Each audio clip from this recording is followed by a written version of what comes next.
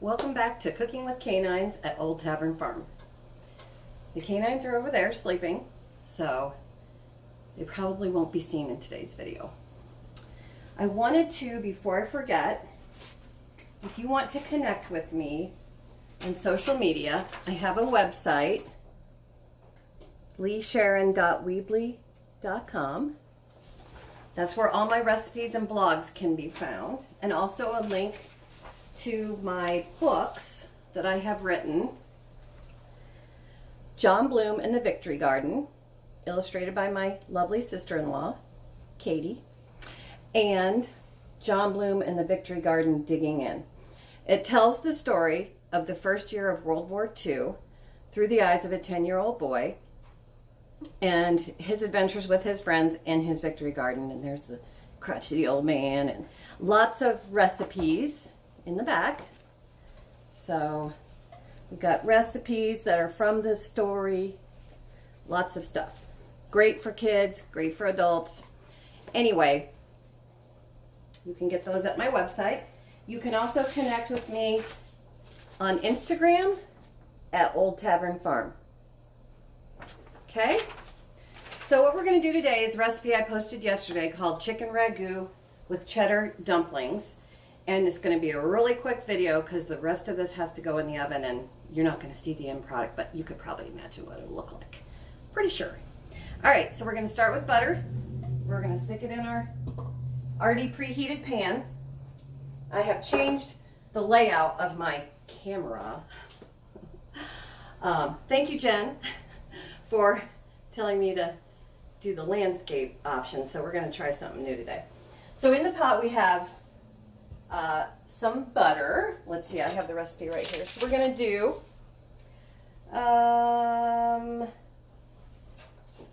3 tablespoons of butter. I can't find it on there. It's on my website, trust me.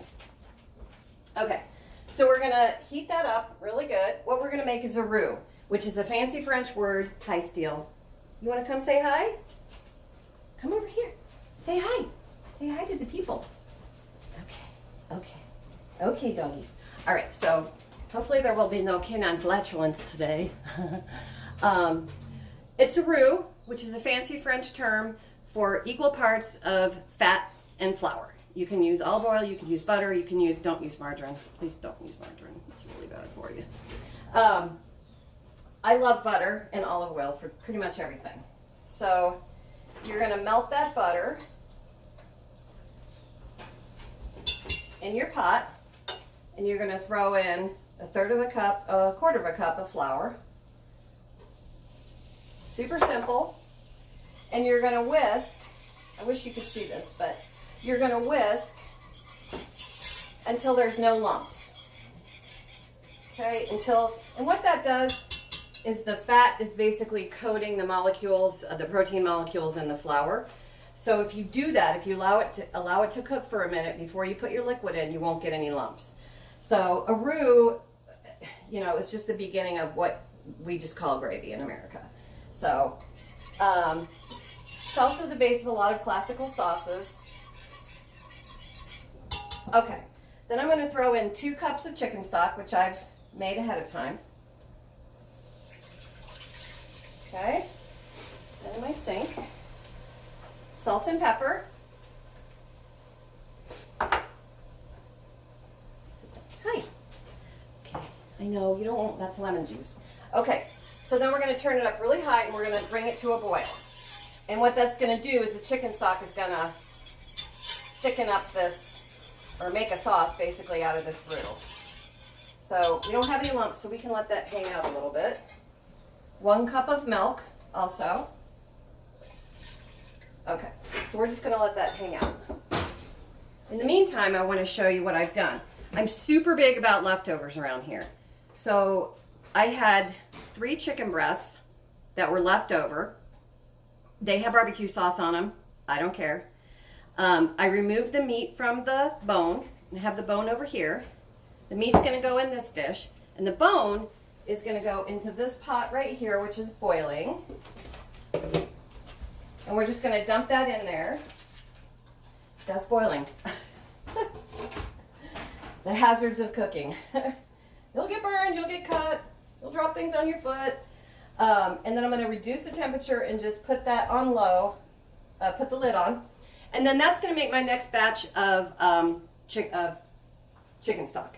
Okay, this bandana is driving me crazy. More hazards. All right, nobody cares if I don't have a hat on, right? Because it's my house. So what we're going to do is we're going to take the meat from the chicken. We're going to dump it in this mixture over here that's coming to a boil.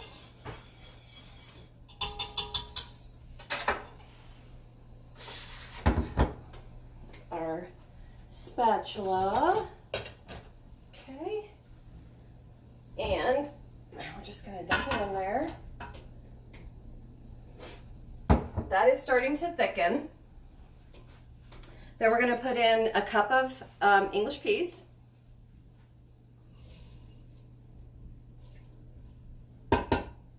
Okay. This is going to go over here. And then we're going to put in a tablespoon of lemon juice. Okay, so here's a little tip. If your dish doesn't taste very flavorful, it's not always salt.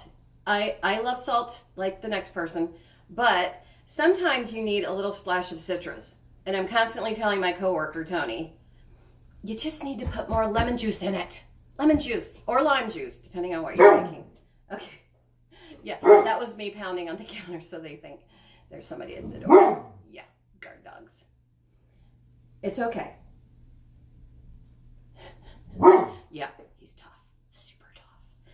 But anyway, citrus juice, lemon, lime, or even orange juice, or the zest of those citrus fruits are super flavorful and very helpful for like reducing salt if you want to. I love salt, so I'll just put more on. So anyway, lemon juice does a lot for your dishes. So throw some lemon juice in there. Okay. Give it a little stir. Now the recipe that I posted does not call for the barbecue sauce flavor, but I think with the roasted red peppers and the dumplings and the cheddar, I think it's actually going to be really good. So like I said, I'm all about leftovers here, so if you have it, use it. And again, if you can avoid going to the grocery store right now, isn't that a bonus? Yes. All right. So we're gonna, while that is thickening up, I am going to put it down just a little bit low so it can hang out without burning. A little bit lower. I have a hot oven, so it depends on your oven. And we're gonna make the dumplings. So you're gonna take 2 cups of Bisquick mix or prepared biscuit box mix, a 2/3 cup of milk, and one day I will show you guys how to make the best biscuits ever without the mix. It's not hard. You just need buttermilk. That's the key. So next time I'll do that.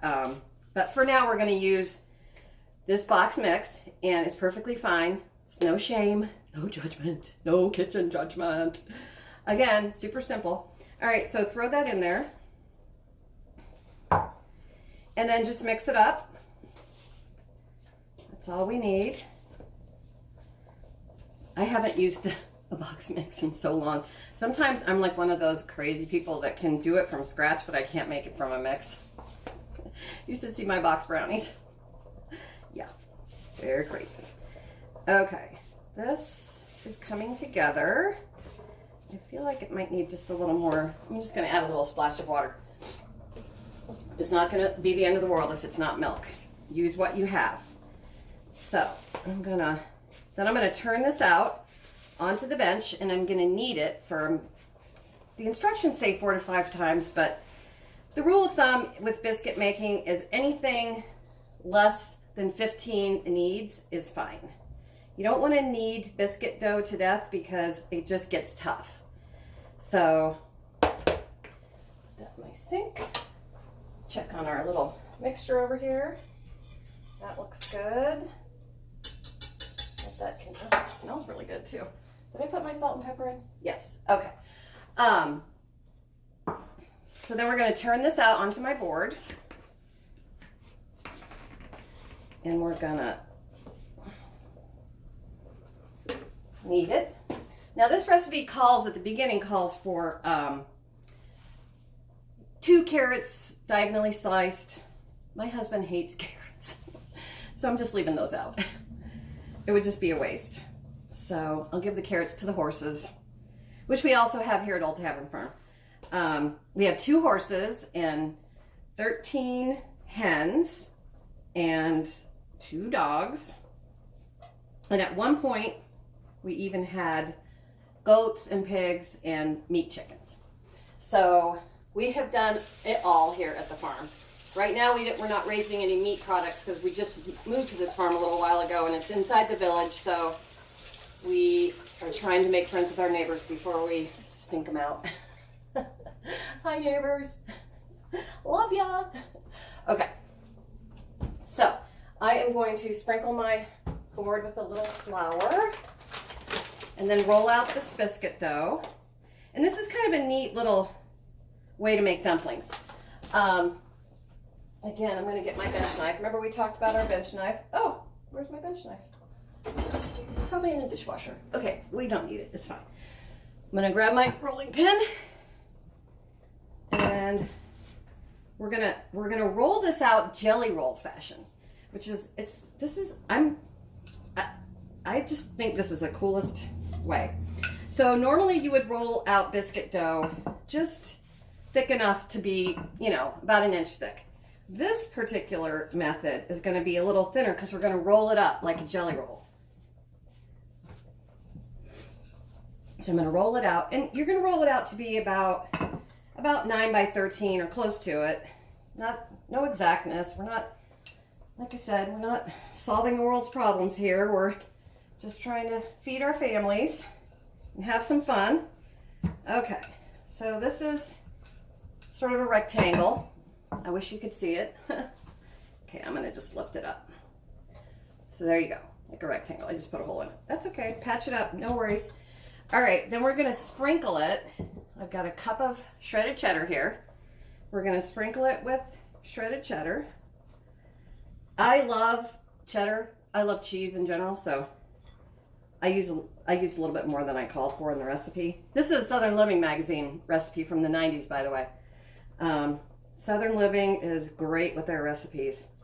And then we're gonna do some roasted red pepper, chopped up roasted red pepper, which I think will, like I said, go really well with the barbecue sauce. You can also lay this out, wring it out a little bit, and dry it out if you want to. Okay, then we're gonna start at the bottom. Dry off my hands. We're gonna start at the bottom, and we're just gonna roll up. So, I'm sorry you can't see this. I'm gonna have to work on my camera shots. But we're just gonna roll it up like a jelly roll. So you can roll up the long side, you can roll up the short side, it doesn't matter. And then we're gonna let that sit there for a second. And we're gonna transfer our pot into our pan. Now, I do have really pretty Pioneer Woman casserole dishes, but I had a party last week and there's still leftovers in them. So again, no shame, use aluminum, use what you have. Super important, especially right now. Just use what you got. And I'm gonna slide all these dishes over and we're gonna dump our little pot here. And it'll be a little bit liquidy. So as you can see, it's a little sloshy, but it's still basically, a thickened sauce. So we're gonna pour that into our pan. Set the pot off the heat. Spread our meat around. Okay, so here we go. That's what we're looking at. And then I am going to set this down by our little jelly roll here. And we're gonna take a knife, let's see. And we're gonna cut slices out of the jelly roll. See, like that. And we're gonna lay them down spiral side up, facing up, in sort of like a cinnamon bun fashion. And we're gonna place them around the casserole dish. Now these are gonna expand, so Just place them randomly, however you want to. Again, no judgment. We're not doing fancy cooking here. And we're gonna place them, let's see, 1, 2, 3. Oh, that came out fine. So I cut out 9 strips out, or 9 circles out of mine. So here's what we're gonna have. We're gonna face them. So that's what you're gonna look like right there. See? Okay, now I'm gonna put this in the oven and we're gonna be done. So you guys go make your dinners. Use what you have. Oh, that's gonna bake for probably about 30 minutes or so until your biscuits get brown. Go make dinner, enjoy your families, be nice to everybody. We're all in this together. Hugs, hugs, hugs, virtual hugs. Gretel says hi. Right, Gretel? Say hi. Yep. Be well. Thanks for visiting. Bye-bye.